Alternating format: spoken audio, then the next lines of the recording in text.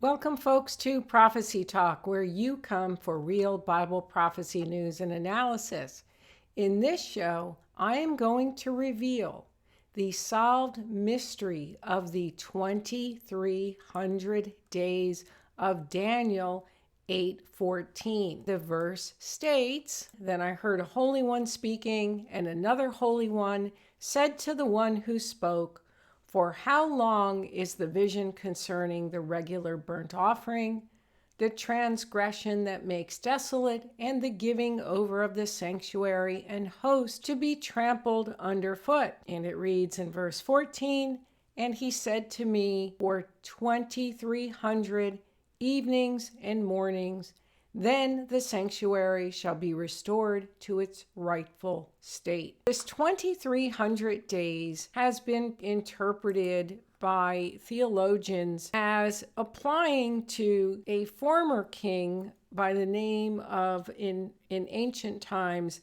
Antiochus Epiphanes. You even have got questions providing a commentary, and their commentaries are usually very good, that it also predicts some of the actions of Antiochus Epiphanes. And it states in Got Questions the time period covered, 2300 days, figures to about 6 1/3 years.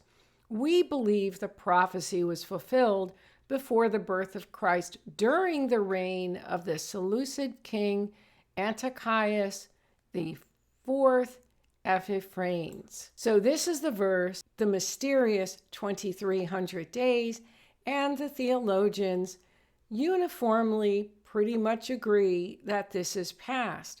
But we're going to take a look again at the verse, because this verse applies to the tribulation. And he's speaking to Daniel. "Then I heard a holy one speaking, and another holy one said to the one who spoke, for how long is the vision concerning the regular burnt offering, the transgression that makes desolate?" This is the abomination of desolation, the Antichrist going into the Holy of Holies, declaring that he is God, "and the giving over of the sanctuary and the host to be trampled underfoot. And he said to me, for 2300 evenings and mornings, then the sanctuary shall be restored to its rightful state." The evenings and mornings are a day. But notice that it says, "Then the sanctuary shall be restored to its rightful state." The meaning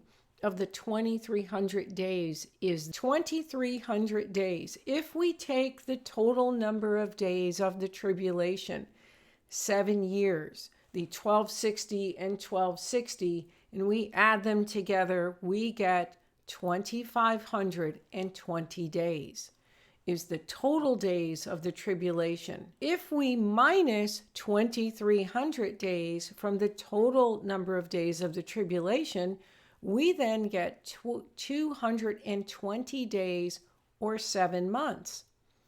So what this means is that from the start of the tribulation, when the Antichrist signs the treaty and guarantees Israel's peace, there will be 7 months, and the temple is going to be rebuilt because of this verse. Because this verse states, "For 2300 evenings and mornings, then the sanctuary shall be restored to its rightful state."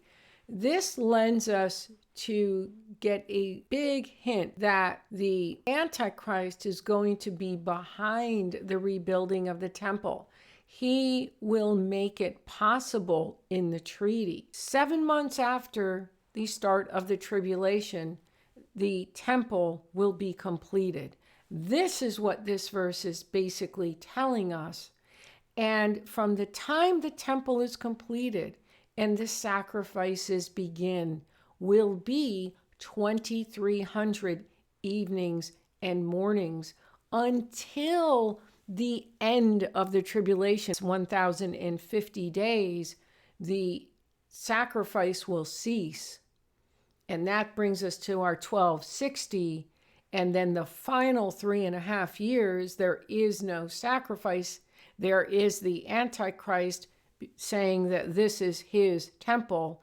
And I have done a show previously stating that most likely during this time, the beheadings will be taking place of the martyrs at the temple.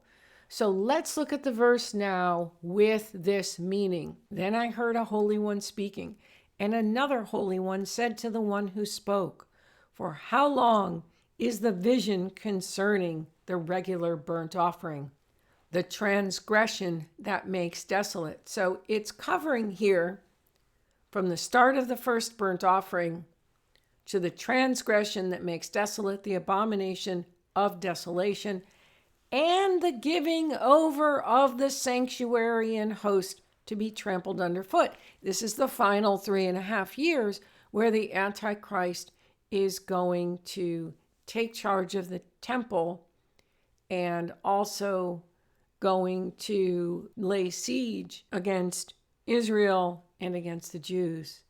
And he said to me, "For 2,300 evenings and mornings, then shall the sanctuary be restored to its rightful state."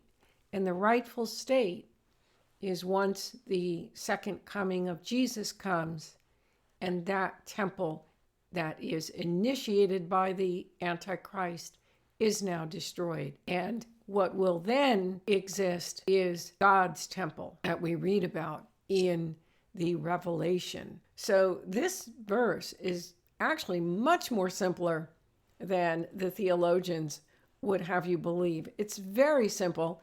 It's talking about the tribulation period and what happens at the 2,300-day mark, which is the temple is completed and the sacrifices begin. But the verse also lets you know that at the end of the tribulation, the temple will return to its rightful state, which is not a temple that the building was initiated by the Antichrist, by this false covenant of peace, by this abomination, actually, this agreement with hell, and one in which he will desecrate or commit the abomination of desolation and so much more. And then it states it will return to its rightful state. So if you found this very informative, again, this information is not anywhere else but on this channel. God bless. Hope you were really blessed by this. Hope it shed some light. I'm very excited that as we get closer to the tribulation, these seemingly very mysterious passages are now coming to light. So God bless, folks. Remember, we don't have a lot of time until the King returns.